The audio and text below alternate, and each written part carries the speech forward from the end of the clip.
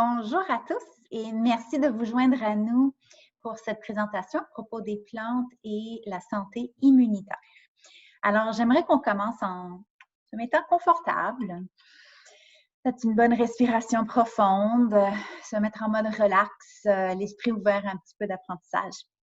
Alors, la raison pourquoi on a développé cette présentation, c'est parce que nous vivons, soyons honnêtes, à des temps entourés de pas mal d'incertitudes et d'inquiétudes, souvent au niveau financier, émotionnel, physique, spirituel, un mélange de tout ça.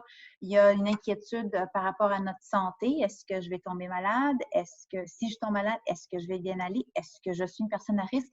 C'est des questions qu'on ne peut pas toujours répondre. Et donc, on a voulu adresser un petit peu les demandes que les gens disent qu'est-ce que je peux faire de plus autre que l'isolation et de me laver les mains régulièrement? Qu'est-ce que je peux mettre en place des habitudes quotidiennes ou peut-être des plantes ou autre chose que je pourrais commencer à mettre en place pour optimiser ma santé immunitaire, pour optimiser ma santé en général, augmenter ma résilience en général. Je veux être claire. Je ne fais aucune déclaration à propos du COVID-19. En ce moment, il n'y a pas de méthode connue et testée pour prévenir, autre que de l'isolation, ou pour traiter le COVID-19. Alors, on va plutôt réviser des outils qu'on peut mettre en place pour favoriser le système immunitaire et aider à être à son meilleur possible pour faire face à tout ce que la vie pourrait nous présenter. Alors, un petit mot à propos de moi, excuse. Alors, je suis docteur en naturopathie avec une douzaine d'années d'expérience clinique. Je suis éducatrice, enseignante et superviseure à plusieurs niveaux, incluant à une école de naturopathie, le SNQ à Montréal. Et je suis la consultante médicale avec la compagnie Botanica. Et pourquoi est-ce que j'ai choisi de travailler avec eux? Parce que c'est pas un choix qu'on fait légèrement. C'est une compagnie qui a une philosophie, une mission avec laquelle je résonne énormément.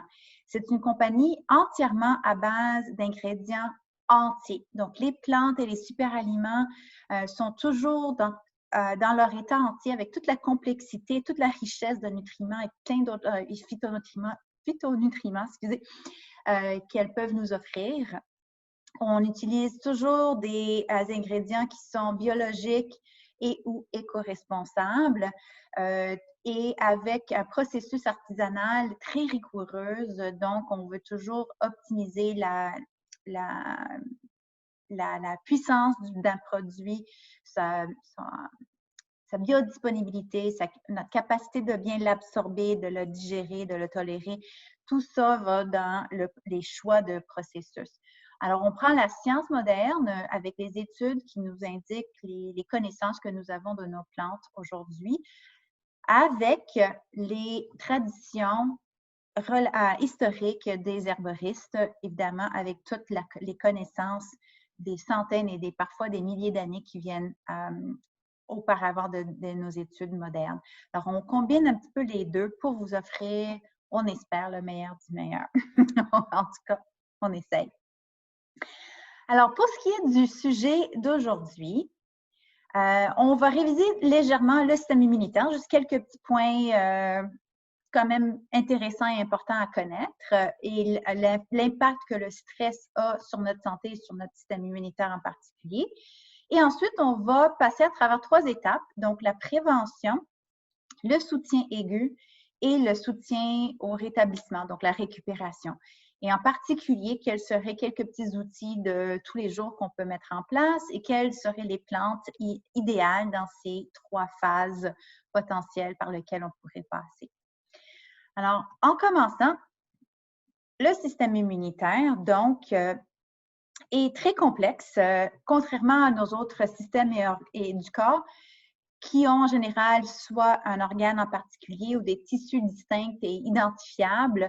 Le système immunitaire est très complexe, très étendu, est composé plutôt de millions de différentes cellules qui se retrouvent dans plein de tissus différents à travers le corps et qui aussi peuvent circuler à travers le corps. Donc, moi, je le vois vraiment comme un bouclier composé de plusieurs couches qui est pas mal énorme et qui travaille très, très, très fort tout le temps.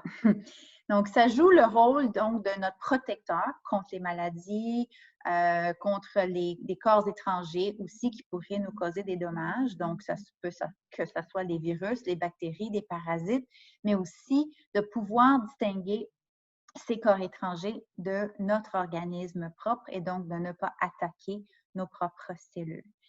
Et l'inflammation, c'est l'étape plus ou moins primaire, la première étape que le système immunitaire va monter comme réponse face à une brûlure, une blessure, une infection ou une irritation, quoi que ce soit. Et cette inflammation, c'est une étape cruciale pour la guérison. Il faut l'inflammation parce que c'est grâce à ça que le corps reçoit les signaux pour dilater les vaisseaux sanguins, envoyer plus de sang, envoyer nos cellules immunitaires à la région et gérer le problème. Ce qu'on veut par contre, c'est de savoir quand freiner, quand arrêter et ne pas tomber en inflammation chronique, qui est quelque chose de très différent auquel on parle souvent quand on dit que beaucoup de la base des maladies, c'est de l'inflammation. On parle de l'inflammation chronique qui est autre chose. Mais par rapport au système immunitaire, si on veut avoir une bonne réaction et gérer un problème, il faut déclencher une certaine inflammation qui va être efficace et qui ensuite va être résolue aussi. De ce qui est du système immunitaire, il y a plusieurs différentes, comme je disais, cellules et organes et tissus impliqués. Donc, on a certaines barrières, que ça soit des barrières mécaniques ou physiques, comme la peau. C'est un peu des deux. On a aussi certaines enzymes antimicrobes qu'on retrouve dans la salive, par exemple, dans les larmes.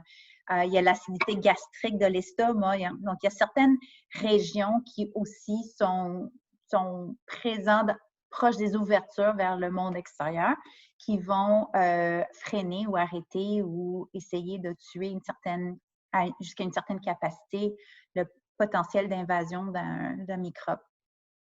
Nous avons aussi le microbiome, qui est probablement un terme que vous avez déjà entendu parler. C'est de toutes les bactéries qui vivent sur et à l'intérieur de nous.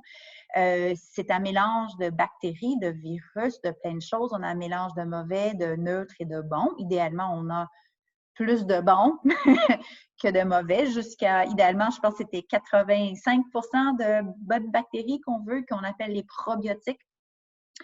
Et ce microbiome, donc ce mélange, se retrouve particulièrement concentré dans le système digestif, où aussi on retrouve une bonne concentration de nos cellules immunitaires. Jusqu'à 70% de notre système immunitaire se retrouve le long des parois intestinaux. Il y a une certaine communication qui se fait entre ces bactéries et nos cellules immunitaires. Donc, on veut quand même un microbiome sain et bien équilibré qui va faire partie justement du fonctionnement immunitaire.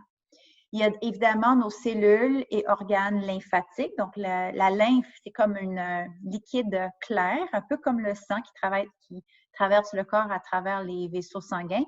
Eh bien, on a des vaisseaux lymphatiques dans lesquels circule ce liquide clair, dans lequel on va trouver beaucoup des déchets du corps. Donc, c'est un peu comme où on ramasse un peu les déchets cellulaires, mais aussi où on va retrouver beaucoup de nos cellules immunitaires qui voyagent et qui circulent à travers le corps, qui sont donc nos globules blancs et d'autres cellules immunitaires plutôt spécialisées. Donc, tout un mélange. On entend des mots comme neutrophile, macrophage, lymphocytes, tout ça, c'est des différents types de cellules immunitaires. Alors, quand on parle de la résilience et du fonctionnement de notre système immunitaire, c'est, oui, en grande partie, comment sont ces barrières, comment fonctionnent ces différentes cellules, mais c'est encore plus gros que ça. Dans quel terrain se retrouve ce système immunitaire? Donc, dans le temps, on parlait souvent de la théorie des germes. C'était proposé par Louis Pasteur, où il disait qu'un germe va envahir le corps et causer l'infection et une maladie. Mais il prenait comme acquis que le corps était stérile et qu'on sait aujourd'hui n'est pas la réalité, qu'il y a évidemment beaucoup de bactéries, de virus et plein de choses qu'on vit avec tout le temps et régulièrement. Et donc, Un germe peut causer une maladie, mais pas tout le temps et pas nécessairement pour tout le monde. Et ça va dépendre du terrain, de la santé de base de notre corps. Alors, non seulement comment fonctionne notre système immunitaire qui fait partie du terrain, mais aussi dans quel terrain est-ce que se retrouve ce système immunitaire. Donc, on pourrait comparer un petit peu à un sol sec et aride, comparé à un jardin qui est fertile et florissant. Donc, c'est la différence de est-ce qu'un germe va venir et rebondir? Est-ce qu'on a une assez bonne résilience pour qu'on est capable de gérer le problème et ça ne nous atteint pas? Ou est-ce qu'on est affaibli, vulnérable et donc la présence de ce germe va en effet causer un problème? Alors, quand on parle du terrain, ça implique plusieurs aspects. On parle de la santé, le fonctionnement de la digestion, de nos capacités de désintoxication, la circulation autant sanguine que lymphatique et plein d'autres facteurs qui vont jouer là-dedans. Si on est en manque ou carence nutritionnelle, ça va évidemment jouer là-dedans aussi. Donc ça, c'est un concept que j'aimerais qu'on parle parce que c'est là où on peut aller jouer. C'est là où on peut aller améliorer, optimiser notre santé parce qu'il y a beaucoup de choses qui sont dans notre pouvoir. Toujours, on peut améliorer de notre base et monter d'une petite coche.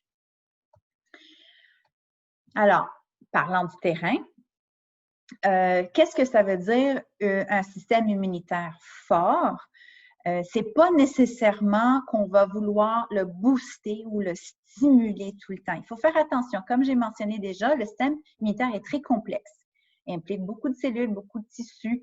Il y a différentes branches du système immunitaire, chacun qui est responsable de différents aspects de notre protection. Et on ne veut pas nécessairement booster le tout. On ne veut pas nécessairement que tout devienne plus fort parce qu'on risque de renforcer les branches qui, par exemple, causent des allergies ou les maladies auto-immunes. On veut plutôt vraiment avoir un système immunitaire fort qui veut dire en équilibre. Quand on parle des choses qui vont agir sur le système immunitaire, on veut des aliments ou des plantes ou quoi que ce soit qui vont agir de forme en modulant le système immunitaire. C'est la modulation qu'on cherche et l'équilibre.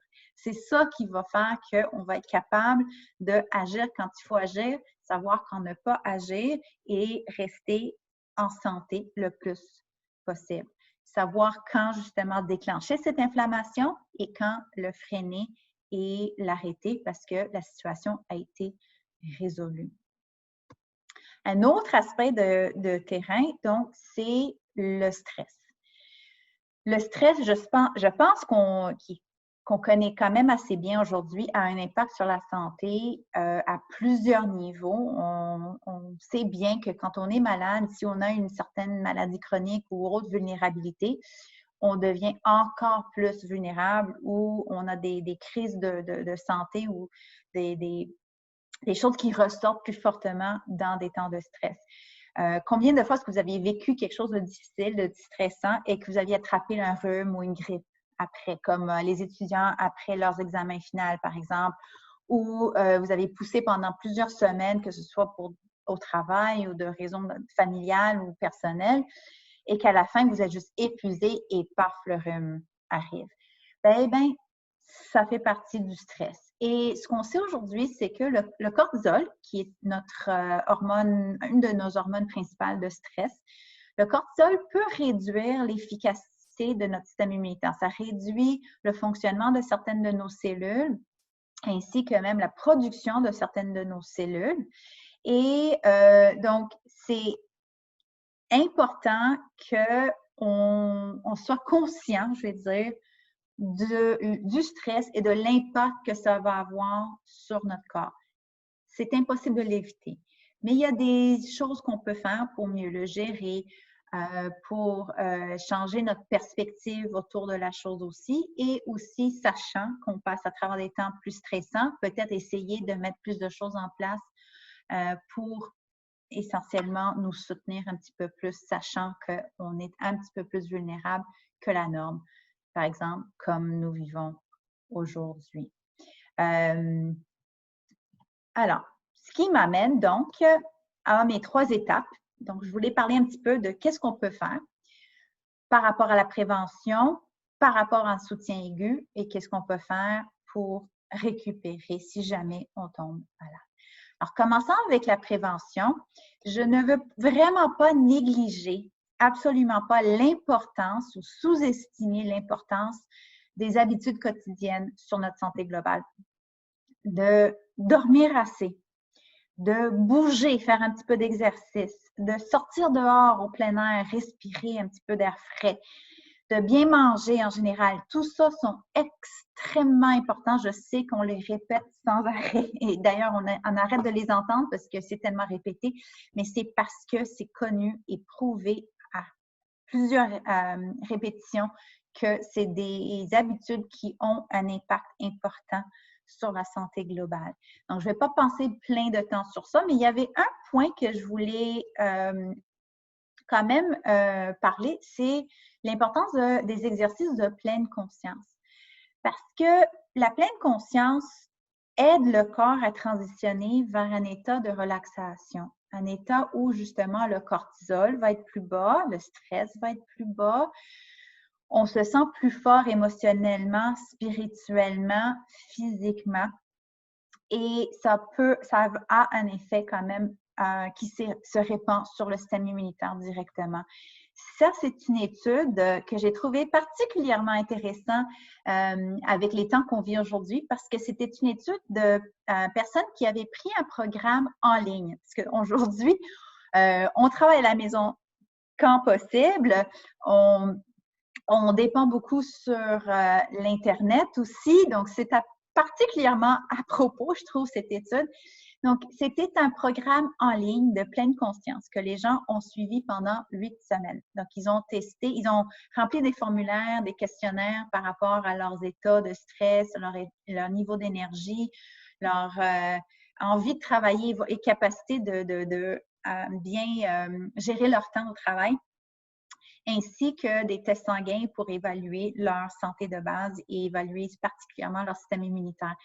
Et ce qu'ils ont vu, qu'après les 8 semaines, il y avait une amélioration des symptômes de fatigue, d'anxiété en particulier, qui va toujours aider, et une augmentation excusez, je voulais dire réduction des symptômes de fatigue et d'anxiété. Je ne suis pas sûre si j'ai dit la bonne chose tantôt. Et une augmentation d'optimisme et une augmentation de l'immunité au niveau des muqueuses.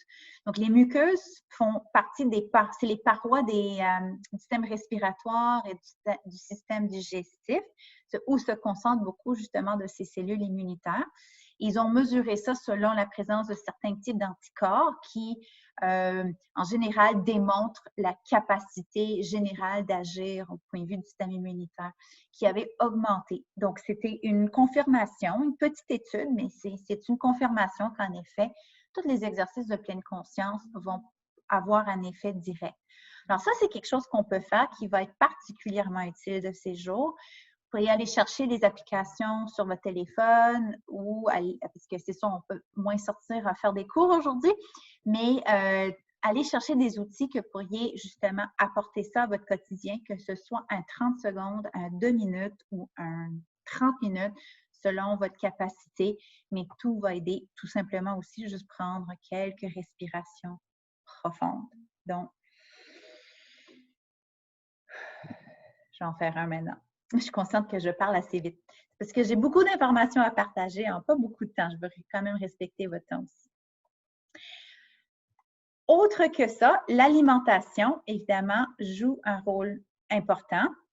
C'est sûr, on va prendre comme acquis, excusez, j'ai avancé trop, on va prendre comme acquis que on sait qu'il faut manger bien, sain en général, qui implique donc des aliments entiers, qu'on va éviter les aliments raffinés. On va encourager les aliments qui sont denses dans les nutriments. Donc, en général, ça va toujours être les aliments le moins raffinés possible, le plus entiers possible. Mais en particulier, par rapport au système immunitaire, il y a quelques petits points quand même qu'on veut vouloir chercher. Encore une fois, regardant point de vue prévention. Donc, les légumes. Légumes avant tout. Je ne pense pas que je surprends quelques personnes. Mais les légumes verts en particulier, qui sont toujours des bonnes sources de phytonutriments, de minéraux, d'antioxydants, riches en fibres aussi qui vont nourrir les probiotiques, cette microbiome que nous avons. Et ils sont capables aussi d'agir sur certains types de lymphocytes intra-épithéliaux, donc dans les muqueuses, dans la peau, qui peuvent agir directement dessus. Donc ça, c'est quand même un point, un gros bonus. On sait aussi qu'ils sont très riches en minéraux, très riches en phytonutriments, très riches en antioxydants. Donc les feuilles vertes, la verdure, du bok choy au brocoli, n'importe quoi, amusez-vous, encouragez ça tous les jours le plus possible. Les aliments qui sont riches en probiotiques est un autre à encourager. Ça va être les aliments qui sont fermentés, donc yogourt, kéfir, miso, tempeh, la choucroute, le kombucha. Tant qu'il n'y a pas de sucre dedans, que ce soit des vrais ferments et pas juste trempés dans du vinaigre, vont être riches dans toutes ces bonnes bactéries qui vont contribuer à notre microbiome et continuer cette communication avec notre système immunitaire. Et probablement de toutes les choses qu'il faut éviter le plus possible par rapport à un bon système immunitaire, ça va être le sucre. Le sucre, je parle surtout du sucre raffiné. On sait que après la consommation du sucre raffiné, notre système immunitaire est réduit, la capacité du fonctionnement de notre système immunitaire est réduite jusqu'à 75 % et ça prend de 4 à 6 heures pour récupérer de ça. Alors, ça ne veut pas nécessairement dire de ne jamais manger du sucre. Il faut quand même, j'espère, quelques petites gâteries de temps en temps. Mais quand on se sent fatigué, vulnérable, affaibli, peut-être quelqu'un de proche, justement, est en train de tousser puis il y a la grippe à côté de nous, ben, c'est peut-être pas le moment idéal pour aller consommer du sucre. C'est le moment, justement, contraire de vouloir l'éviter le plus possible. Si vous voulez une petite gâterie, quelque chose de sucré, allez chercher des fruits. Les fruits vont toujours donner un petit kick, un petit oomph, en tout cas pour moi. et ils sont riches en vitamine C, qui est un autre nutriment très bon pour le système immunitaire. Donc, essayez de faire ça le plus possible, la majorité du temps, quand vous pouvez. Pour ce qui est des plantes, donc encore avec la prévention en tête, quelles sont les plantes qu'on peut ajouter à nos habitudes quotidiennes pour donner un petit coup de pouce? Il y a 2 catégories. Donc, on va vouloir considérer des plantes pour le stress, parce qu'on sait à quel point le stress impacte notre santé. Et donc, toutes les plantes qu'on appelle des adaptogènes. Donc, le terme adaptogène fait référence à une plante qui nous aide à nous adapter dans des temps de stress. On est mieux capable à faire face aux demandes qui nous entourent sans être aussi épuisé, sans que ça gruge autant sur le corps. C'est ça un adaptogène. C'est ça les plantes qui vont agir sur la glande surrénale, qui est notre glande de stress, et donc nous aider dans les temps de stress. Et on sait, pour ceux qui ont l'habitude d'utiliser la phytothérapie un petit peu plus, que souvent, malheureusement, les plantes qui nous font le mieux, souvent goûtent pas bon. Ils sont amers ou ils sont forts. Et donc, Botanica voulait vraiment vous aider à incorporer ces genres d'habitudes facilement et de façon idéalement agréable dans vos vies. On vous offre des recettes de comment on peut s'amuser un petit peu avec ces genres de formules de plantes avec des recettes qui sont bons, agréables. On pensait un petit peu en dehors de la boîte.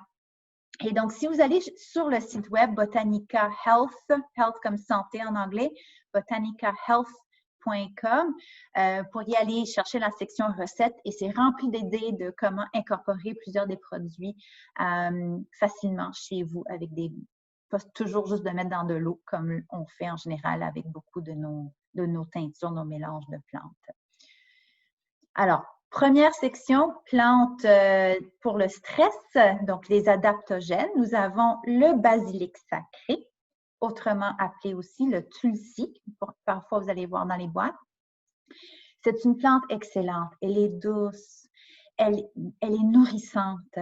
Elle soutient les glandes surrénales dans les temps de stress, et le système nerveux. Donc, ça calme un esprit qui est un petit peu trop agité et trop tendu. Ça aide avec un cerveau, on va dire, embrumé, entre guillemets. Donc, souvent, on se sent un petit peu débordé ou ça va mal, point de vue concentration, quand on est stressé. Et c'est une plante qui aide doucement un petit peu avec ça. C'est aussi une plante qui aide avec le système immunitaire, un aide immunitaire. Donc, on a un peu un 2 en 1. D'ailleurs, beaucoup de nos adaptogènes agissent aussi sur le système immunitaire. Ils sont souvent des antivirales, des antibactériens ou vont agir sur certaines cellules spécialisées. Donc, vous avez souvent 2 en 1 quand on va chercher les adaptogènes. Mais restant sur le sujet stress, donc le basilic sacré est une excellente. Vous pouvez le chercher en tisane, vous pouvez l'incorporer dans plein de différentes manières. Et avec Botanica, nous avons quelques formules que je vais vous montrer dans un instant. La deuxième plante, c'est l'ashwagandha. Ça c'est probablement une de mes plantes préférées. C'est une autre adaptogène qui est calmante. Ce qui est intéressant de cette plante-ci, c'est qu'on peut le prendre durant la journée, mettons matin, début d'après-midi, pour nous donner une énergie pour mieux être capable de finir la journée.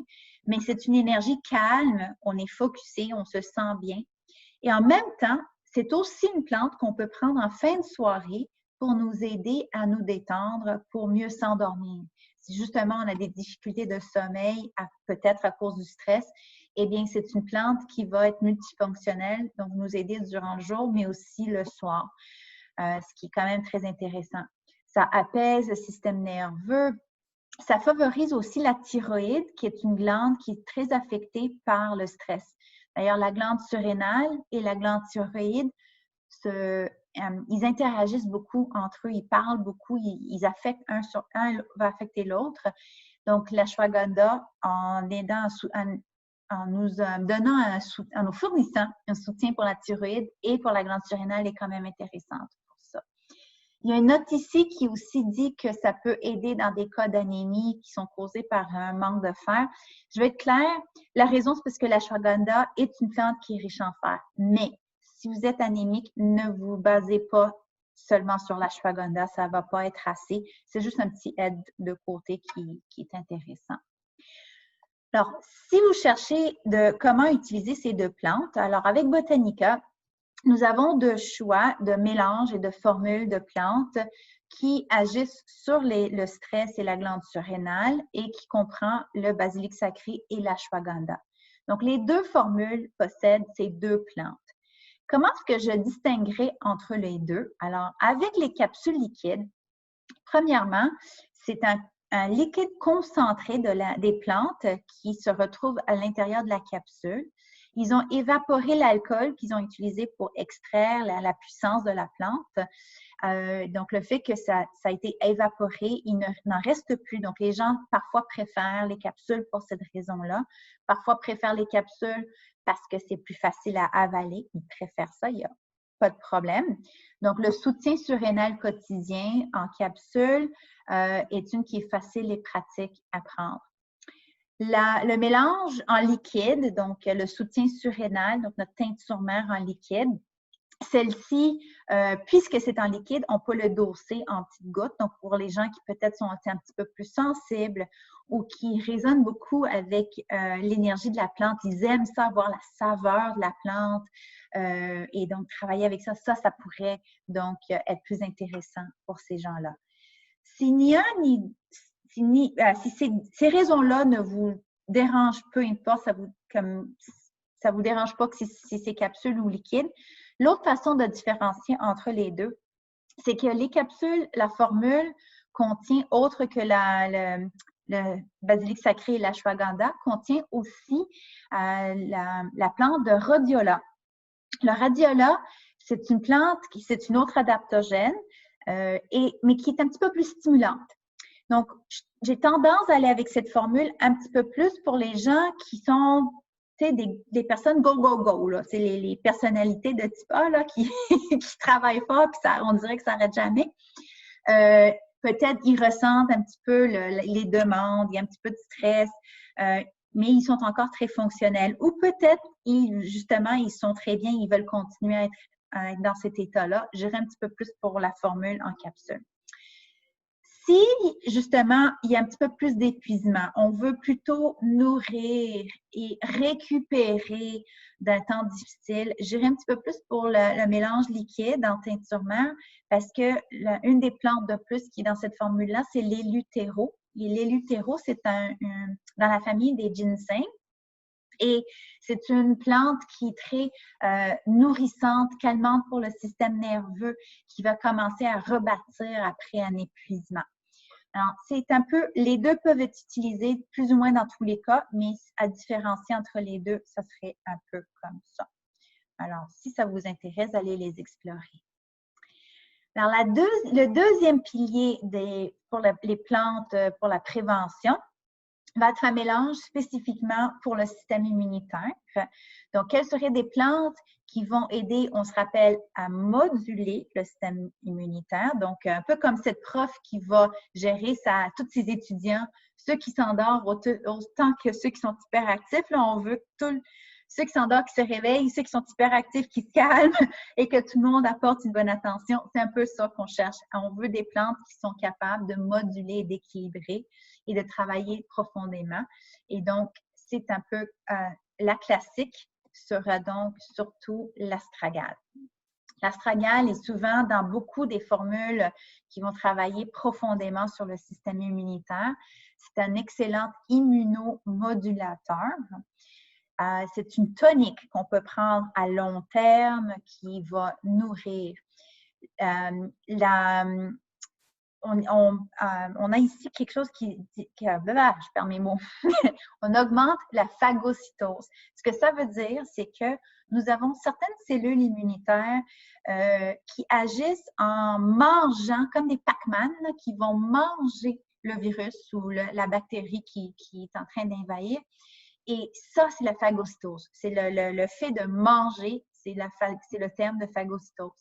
Donc, l'astragale augmente la capacité de plusieurs de nos cellules immunitaires d'être capables de bien faire leur travail. Ils augmentent aussi la production de certaines de nos globules blancs. C'est une plante antibactérienne et antivirale. Donc, c'est un excellent choix comme d'avoir un petit peu en place à long terme comme pour augmenter notre résilience et travailler sur le terrain de notre système immunitaire et notre santé en général.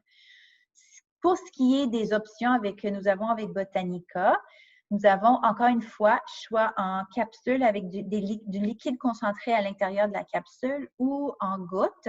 Donc, les formules, encore une fois, sont légèrement différentes. La capsule liquide contient, autre que de l'astragale, un petit peu de schisandre et de ligustrum, qui sont des plantes de la médecine chinoise qui ont une belle synergie ensemble. Et le mélange de liquide, nous avons encore une fois cet éleutéro, donc c'est nourrissant pour le système nerveux encore. Plusieurs plantes chinoises, le Codonopsis, le reishi qui est un champignon, et nous avons un petit peu de réglisse. Alors ça, j'aimerais apporter un petit peu votre attention puisque la réglisse, c'est une excellente plante antivirale, aide comme adaptogène aussi pour le stress et est souvent utilisée dans les mélanges de plantes chinoises parce que c'est comme si elle augmente la synergie entre les plantes. C'est en anglais, on dit un carrier plant. C'est une plante qui permet les autres plantes à mieux agir avec le corps, si ça fait du sens.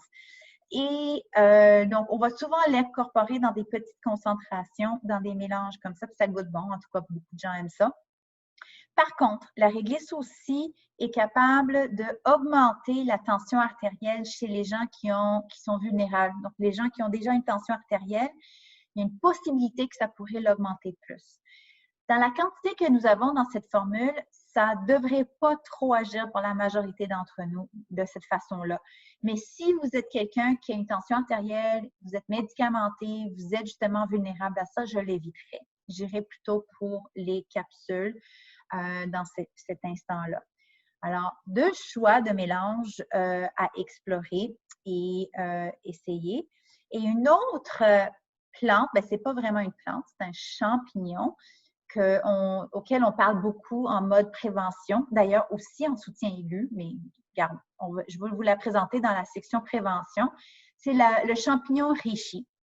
Donc, le champignon reishi, c'est probablement parmi tous nos champignons médicinaux et thérapeutiques et le champignon le plus modulateur pour le système immunitaire.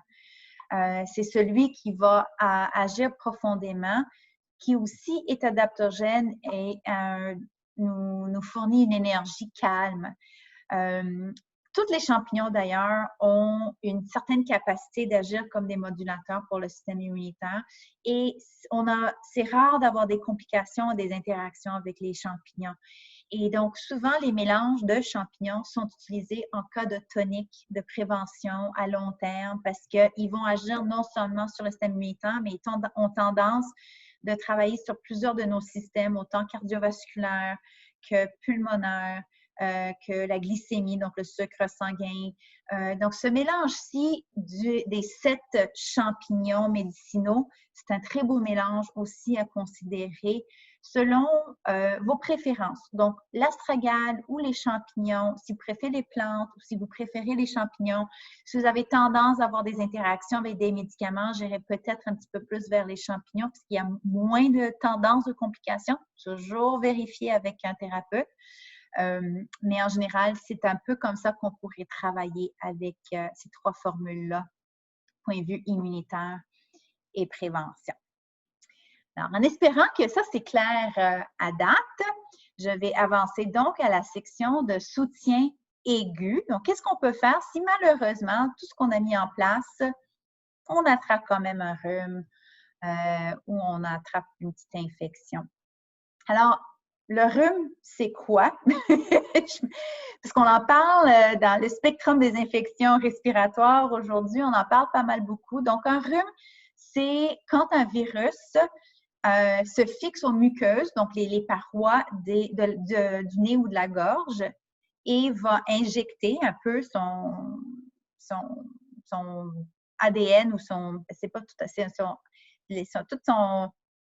c'est génétique, on va dire, et donc c'est ça ce qui permet la multiplication du virus et éventuellement donc à déclencher la réaction immunitaire. Il y a plus de 200 différents virus qui sont responsables pour le rhume.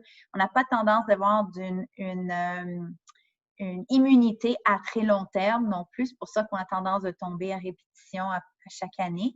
D'ailleurs, c'est normal d'avoir 2-3 rhumes par année et les jeunes enfants qui sont en train de former, éduquer leur système immunitaire, d'ailleurs, ont tendance de tomber malades plus souvent, jusqu'à une douzaine de fois, est considéré encore normal, surtout s'ils sont en garderie et exposés à beaucoup de choses.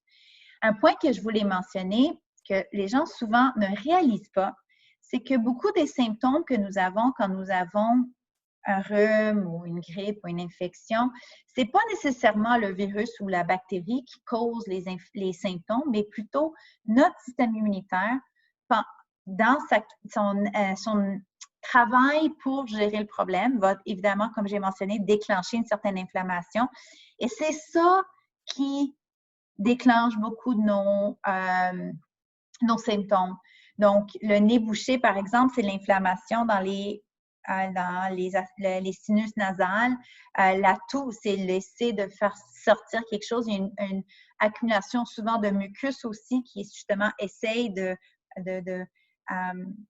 encapsuler la bactérie et essayer de le faire sortir. Mal de gorge, c'est l'inflammation aussi au fond de la gorge.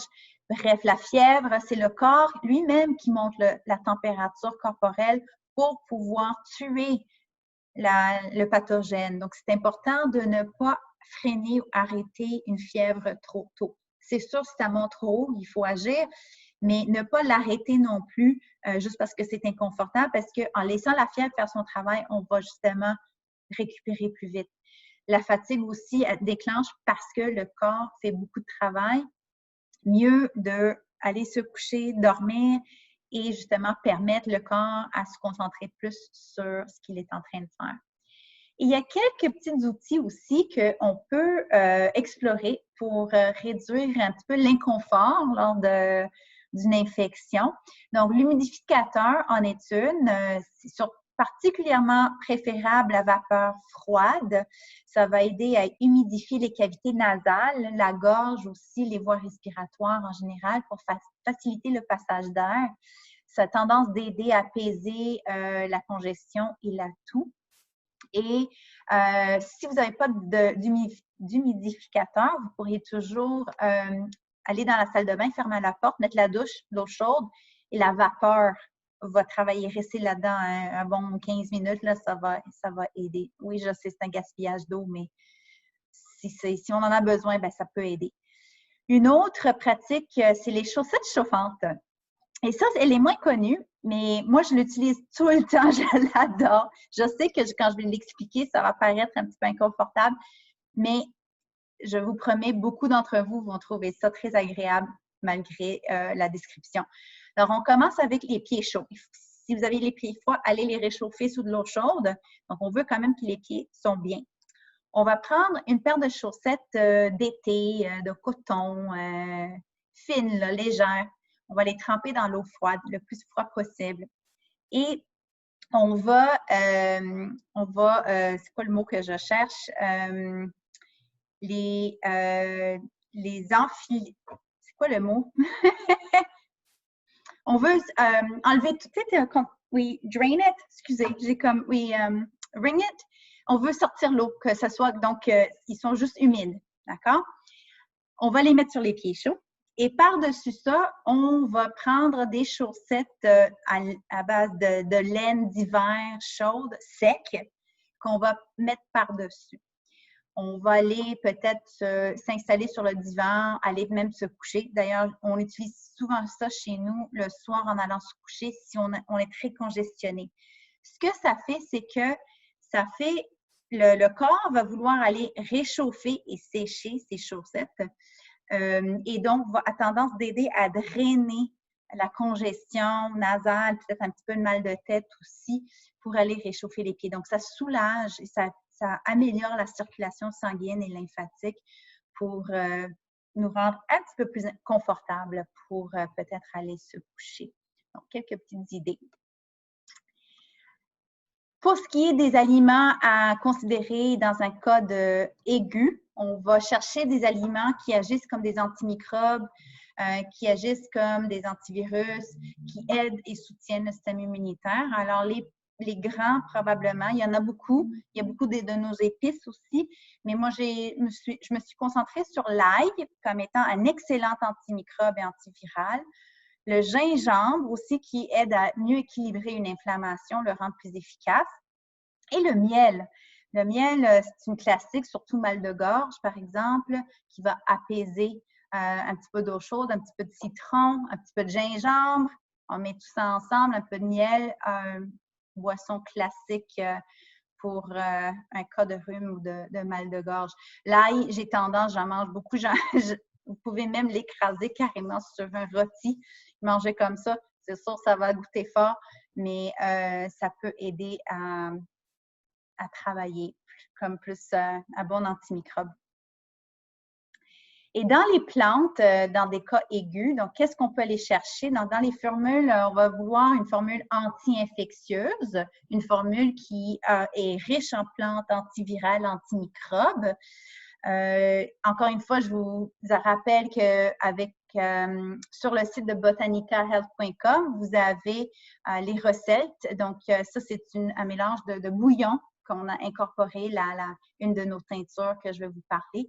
Donc, il y a toujours des bonnes idées à aller chercher. Alors, dans les plantes de soutien aigu, probablement le classique qu'on parle le plus souvent, c'est l'origan. Alors, l'origan, c'est une plante très antimicrobe, très antifongique, très antivirale. Ça a une affinité particulière pour le système respiratoire, mais ça peut agir sur plus ou moins n'importe quelle infection dans le corps. À savoir, par contre, l'origan, premièrement, goûte très fort. Ça prend très, très peu pour avoir un bon effet parce que quand on les achète, c'est en épices, c'est sûr, on peut cuisiner avec absolument, mais en général, on a tendance à les acheter dans de l'huile d'origan qui est très concentrée, goûte très fort, puis ça prend juste quelques gouttes. Et contraire à ce que les gens, malheureusement, ont tendance à faire, l'origan, c'est vraiment pour le court terme. C'est dans un soutien aigu. C'est pas en prévention. Si on prend l'origan à long terme, on risque, oui, on va tuer les microbes, mais on va aussi tuer notre bonne flore. Tout ce beau microbiome, toutes ces bonnes probiotiques que nous avons, ça va tuer ça. Donc, on s'affaiblit à long terme en faisant ça. Donc, l'idéal, c'est vraiment de garder l'origan à court terme, une dizaine de jours, à 2 semaines maximum, quand on en a besoin. En prévention, on va plutôt pour les autres plantes que j'ai parlé tantôt. Comment est-ce qu'on peut le prendre? Alors, avec Botanica, encore une fois, on vous offre 2 options, soit en capsule de liquide concentré, si on veut éviter la saveur entièrement, qui n'est peut-être pas une mauvaise idée parce que ça goûte fort, ou on va le prendre en liquide avec lequel on peut contrôler un petit peu les gouttes. On a 2 options de liquide. On a un de puissance normale et une qui est extra fort, donc encore plus concentré. Quand on prend l'origan, surtout celui qui est déjà en liquide et dans une base d'huile d'olive, mais c'est idéal de le mélanger avec quelque chose de gras parce que l'origan, ça prend un bon gras pour mieux l'absorber. Et donc, vous pourriez le mélanger dans un petit peu plus d'huile d'olive ou l'huile de coco. On peut le prendre avec un yogourt, par exemple, de l'avocat. Juste mélanger en mangeant ça, en mangeant ces genres d'aliments en même temps, juste pour améliorer l'absorption de des bons composés forts qui se retrouvent dans l'origan. Autre plante qui est très bonne dans un cas de soutien aigu, c'est l'hydraste. Donc, l'hydraste, c'est une plante, d'ailleurs, qui pousse un petit peu partout ici. C'est, ici, voulant dire, je suis à Montréal, donc ça pousse au Québec, mais ça pousse un petit peu à travers le Canada. Ça favorise les muqueuses, donc les parois des respiratoires, par exemple, traiter donc les infections des voies respiratoires supérieures. C'est une autre que je ne conseille pas à long terme. C'est une autre qu'on idéalement un petit peu plus à court terme. Toutes les plantes de soutien aigu, en général, c'est un petit peu mieux à court terme. C'est une qui est très antibactérie et très antifongique. Et une autre, c'est le thym, qui est facile à faire une tisane avec. On en a presque tous un petit peu chez nous. C'est traditionnellement utilisé pour défaire ou liquéfier un petit peu les sécrétions tu sais, quand on a beaucoup de congestion, là, quand c'est sec, puis c'est dur, puis c'est pris, bien, le thym aide à mieux sortir en le liquéfiant. En même temps, c'est antibactérien, antiviral, aide avec l'expectoration. Donc, un autre très bon. Dans les options de Botanica qui nous offrent ces 2 plantes-là, nous avons un mélange de rhume et soutien des poumons ou un mélange de échinacée et de hydraste. Donc, celui à droite, échinacée et hydraste, c'est celui qui contient évidemment l'hydraste. On a aussi quelques autres plantes qui ont tendance d'être riches en berbérine, qui est un autre composé antimicrobe qui se retrouve justement dans l'hydraste. Il y a du millepertuis aussi, qui est un très bon antiviral et un aide pour mauvaise humeur, un petit peu plus pour la dépression. Donc ça, c'est un très beau mélange que j'aime avoir en main à tout temps quand j'en ai besoin. Parce qu'idéalement, on va aller le chercher. Là, c'est la première chose, le moment que je ressens un petit quelque chose, je ressens la gorge qui commence, un petit quelque chose au niveau de la congestion. J'aimerais pouvoir avoir accès à quelque chose rapide. Donc, j'aime beaucoup le mélange hydraste-échinacée pour cette raison-là. Une autre qui est plus complexe, c'est le mélange de rhume et soutien des poumons, qui est celui à gauche, qui contient le thym, qui contient le Osha, qui est une plante qui est très antibactérienne, qui vient de la médecine chinoise et qui goûte très amer, je vous le préviens tout de suite. Donc, un ou l'autre, probablement le mélange rhume et soutien des poumons est un petit peu plus pulmonaire, un petit peu plus avec le thym, là, avec la congestion, pour aider à sortir cette accumulation, cette humidité, ces mucus. C'est beaucoup de ça qui est présent. J'irais plus pour le mélange rhume et soutien des poumons. En général, n'importe quelle infection, on peut aller pour l'échinacée et hydraste et ou l'huile d'origan, comme j'ai mentionné tantôt. Donc, vous avez plusieurs choix selon ce que vous retrouvez en magasin, ce que vous avez sur votre tablette, ce qui vous intéresse et ce qui résonne un petit peu plus pour vous. Allez-y. Il n'y a jamais juste une chose qui va aider. En général, d'ailleurs, en mélangeant les choses, on a encore de meilleures chances d'avoir des bons effets. Et donc, pour notre troisième étape, le rétablissement ou la récupération, qu'est-ce que nous allons pouvoir mettre en place? Alors ça, heureusement, c'est beaucoup des mêmes choses qu'on a parlé lors de la prévention, donc de la première étape. Je ne vais pas me répéter, mais on peut reprendre. Mais premièrement, attends, avant que j'avance, quand vous prenez un mélange pour le soutien aigu, n'importe quelle des plantes qu'on a parlé tantôt, on va vouloir le continuer de le prendre jusqu'à temps que non seulement que les symptômes se sont résolus, mais ça fait 2-3 jours depuis qu'ils ont résolu, qu'on n'a plus de symptômes. C'est à ce point-là qu'on va arrêter et qu'on va retomber peut-être sur nos toniques surrénales et immunitaires, donc les plantes adaptogènes pour le stress et pour le système profond, les plantes qui vont travailler plus profondément sur le système immunitaire, on va retomber sur ces formules-là. Ça se peut peut-être que le foie aurait besoin d'un petit coup de pouce, surtout si vous aviez été obligé de prendre des médicaments qui ont été difficiles. Donc, vous pourriez parler avec des personnes en magasin ou avec votre thérapeute pour savoir quoi faire. Ça serait une autre présentation, mais il y a des plantes qui aident avec le soutien pour le foie. Juste un petit peu d'eau chaude avec du citron peut commencer ça un petit peu.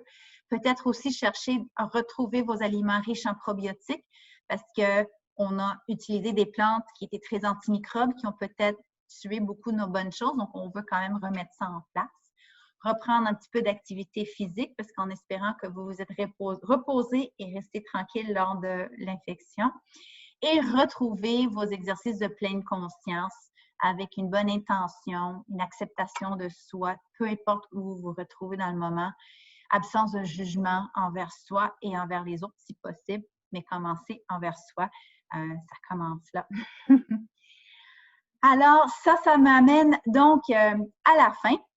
Donc, quelques points pratiques à retenir. Donc, une pratique régulière de n'importe quel type d'exercice de pleine conscience. Faire des choix alimentaires qui vont vous nourrir. Gardez vos petites gâteries de temps en temps, mais essayez de aussi faire des choix plus souvent, si possible, qui vont vous nourrir, qui vont être denses en nutriments. Peut considérer une formule pour la glande surrénale et ou pour le système immunitaire que Botanica vous offre. Si jamais vous tombez malade, reposez-vous et considérez quelques outils pour soulager l'inconfort et peut-être une formule pour soutien aigu. Et évidemment, toujours consulter un professionnel en santé naturelle si vous prenez plusieurs médicaments et vous voulez savoir un petit peu plus les interactions et si vous cherchez un soutien supplémentaire au-delà de ce que peut vous offrir cette présentation, toujours demander de l'aide. Alors, j'arrive à la fin. Je vous remercie énormément de m'avoir écouté tout ce temps-là. J'espère que ça a été intéressant, que vous aviez appris quelques petites affaires. N'oubliez pas, si vous avez des questions, de les écrire dans les commentaires. Je serai très heureuse de les répondre. Et je vous souhaite une très belle journée. Merci à tous.